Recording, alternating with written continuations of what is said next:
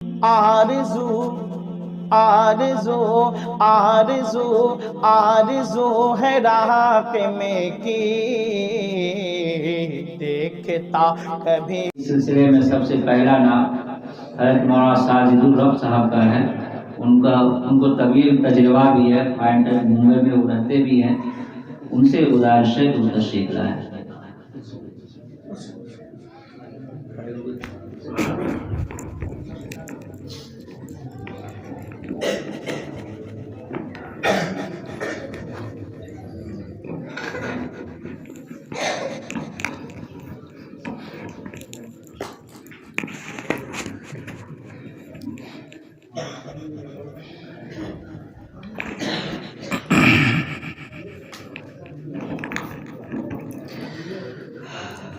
السلام علیکم ورحمۃ اللہ وبرکاتہ.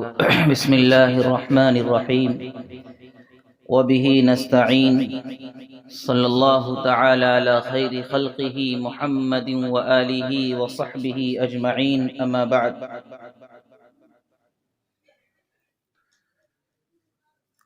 اسٹیج پر تشریف فرما قابل قدر علماء کرام، سامنے تشریف فرما عزیز طلبہ، بزرگان محترم اور نوجوانوں،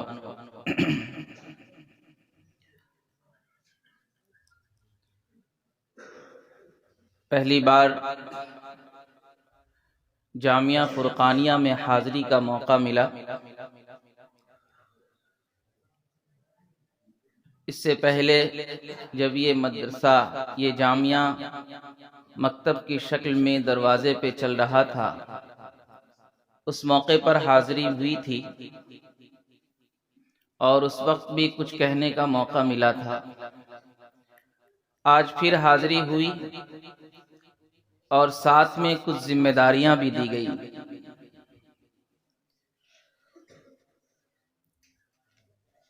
بڑی خوشی ہوئی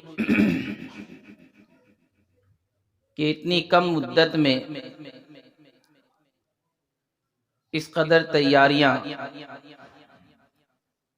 اور اس طریقے سے بچوں کا مظاہرہ ہم نے کم دیکھا ہے. اس لیے کہ الحمدللہ ثم الحمدللہ بنگال کے آخری حصے سے راجستھان کے آخری حصے تک کئی صوبوں کا سفر کرنے کا موقع ملا اور سینکڑوں ابتدائی مدارس میں طلبہ کے پروگرام میں حاضری ہوئی.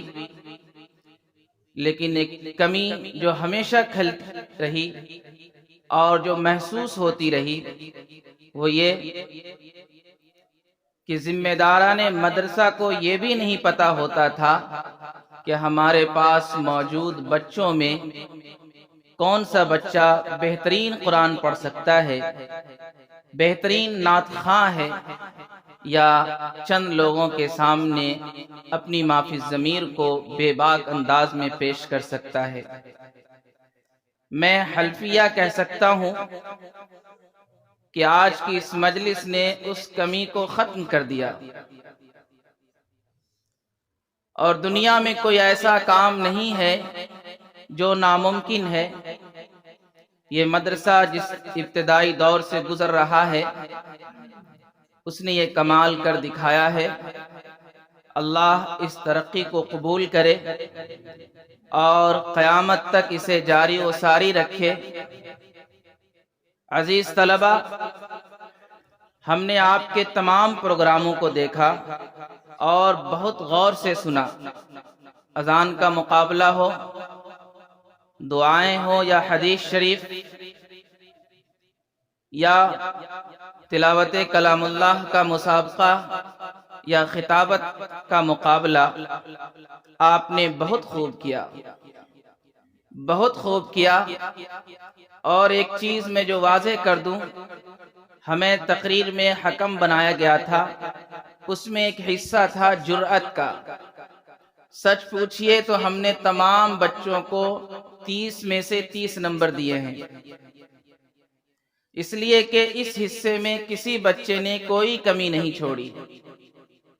سبھی بچے الحمدللہ اپنی جرت کا 100% مظاہرہ کیا ہے، اور اس کا پورا رزلٹ آپ کے اساتذہ کو جاتا ہے، آپ کے ذمہ داران کو جاتا ہے۔ حاضرین، میں 2-4 منٹ آپ سے گفتگو اور کروں گا، پھر اپنی جگہ لے لوں گا۔ ایک بات ہمیشہ یہ کہنے کو کہا جاتا ہے یا سننے میں آتا ہے کہ ماحول نہیں ہے، ماحول نہیں ہے، ماحول نہیں ہے۔ حاضرین یاد رکھیے، ماحول ملتا نہیں ہے، ماحول بنانا پڑتا ہے۔ آپ کے اس بستی میں اور بھی مدرسے تھے، اس سے پہلے بھی ہم نے مدرسوں کو دیکھا، منصرہ میں حاضری ہوئی، لیکن یہ ماحول، یہ تعلیمی نظام، یہ خانقاہی نظام، یہ اشاعت تعلیم ہم نے اس سے پہلے نہیں دیکھا۔ آخر وہ کون سی چیز ہے، وہ کون سا جذبہ ہے، وہ کون سا موقع ہوا جو آج ہم اور آپ اس طریقے سے یہاں بیٹھے ہیں اور ہر ایک کا دل مسرور ہے، خوش ہے کہ کاش یہ محفل اور پہلے ہو جاتی، کاش یہ ماحول اور پہلے بن جاتا۔ لیکن ہر چیز کا ایک وقت مقرر ہے، ہر چیز اپنے وقت پہ ہوا کرتی ہے۔ میرے بزرگوں اور دوستوں، یہ ماحول بنانے والے نے ہمت کیا اور یہ ماحول بن گیا۔ یاد رکھیے، وہی انسان کامیاب ہوتا ہے جو ماحول بنانا جانتا ہے، بلکہ ماحول کو ڈھونڈنے والا کبھی بھی زندگی میں کامیاب نہیں ہوتا۔ آپ کے مدرسے کے نوجوان نے، اساتذہ نے اس ماحول کو بنایا ہے۔ میرے دوستو، میں یہاں بیٹھا تھا، ہم نے اس بستی کے اندر مسلم آبادی کا جائزہ لیا، یہاں موجود مدرسے اور مساجد کا جائزہ لیا، اور ایک بات یہ پوچھی کہ کیا یہ محفل خاص تھی یا عام تھی؟ کیا گاؤں کے لوگوں کو اس مجلس میں شرکت کی اجازت نہیں تھی؟ تو جواب یہ دیا گیا کہ ایسا نہیں ہے، بلکہ گاؤں کے لوگوں کو شرکت کی اجازت تھی۔ لیکن میں یہ پوچھتا ہوں، کیا منصرہ کی آبادی اتنی ہی ہے کہ یہ مسجد کا دامن تنگ نہ ہو سکا؟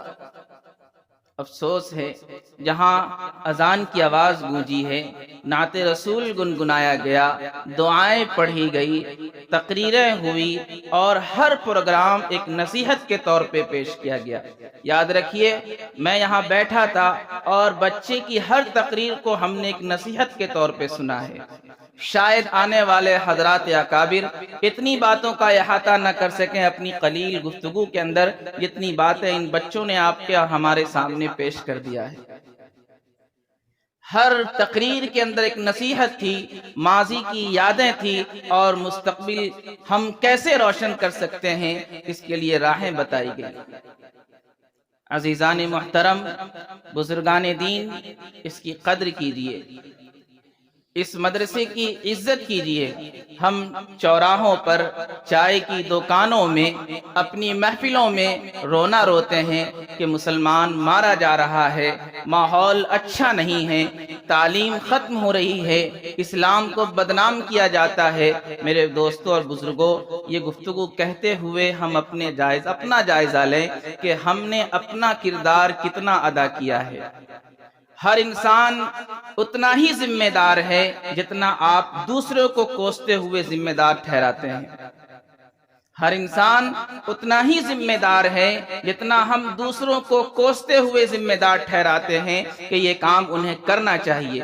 اللہ کے نبی صلی اللہ علیہ وسلم نے ارشاد فرمایا کہ ہر انسان ذمہ دار ہے، کل قیامت میں اس کے ماتحتوں کے تعلق سے سوال کیا جائے گا۔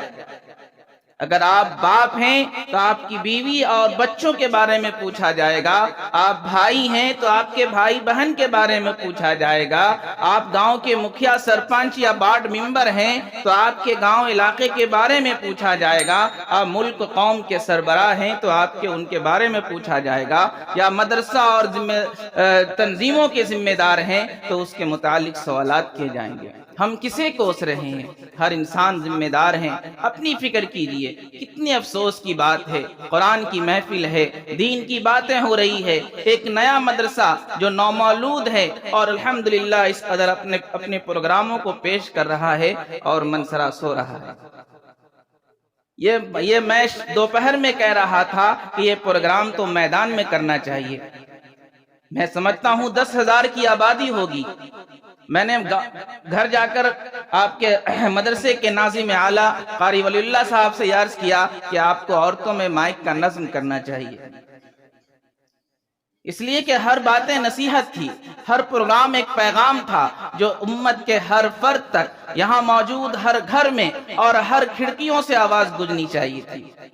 مگر یہ ابتدائی دور ہے، انشاءاللہ ماحول بنے گا۔ آپ ہمت مت ہاریے، کام کرتے رہیے، رکاوٹیں آئیں گی، پریشانیاں آئیں گی۔ جب ہم نے قدم بڑھایا ہے تو حالات بھی ہمارے ہی سامنے آئیں گے، کسی اور کے سامنے نہیں آئیں گے۔ جو انسان جتنا آگے بڑھتا ہے، قدم کھینچنے والے اتنے ہی اس کے ساتھ ہوتے ہیں۔ جو جتنا بڑا بنتا ہے، دشمن اتنے ہی پیچھے پڑتے ہیں۔ جو جتنا اچھا کارنامہ انجام دیتا ہے، نظر بد اتنی ہی اس کے پیچھے لگتی ہے۔ میرے بزرگان محترم، آپ نے قدم اٹھایا ہے، اسے کرتے رہیے، چلاتے رہیے۔ آپ منسرا ہی نہیں، اپنی نگاہوں کو پھیلائیے، اطراف میں، اکناف میں، علاقے میں، صوبے میں، ملک میں، جہاں تک آپ سے یہ کام ہو سکتا ہو کرتے رہیں۔ اللہ تعالی ہمیں اس کام کو کرنے کی توفیق عطا فرمائے اور اس محفل کو ہمیں ایک سبق بنائے، ہم ایک سبق لے کر یہاں سے اٹھیں۔ جو بچے اب تک اس مدرسے میں نہیں آ سکے ہیں، اپنے بچوں کو بھیجنے کی کوشش کریں، اپنے تعلق والے بچوں کو بھیجنے کی کوشش کریں، اپنے رابطے میں جو لوگ ہیں ان کی تشکیل کر کے اپنے بچوں کو مدرسے میں بھیجنے کی کوشش کریں۔ انشاءاللہ یہی تعلیم ہمیں ملے گی تو روشنی ہوگی، چراغ جلیں گے اور ہمارا مستقبل ماضی سے مزید بہتر ہوگا۔ دعا ہے کہ اللہ تعالی ہمیں کہنے اور سننے سے زیادہ عمل کی توفیق عطا فرمائے۔ وآخر دعوانا ان الحمدللہ رب العالمین۔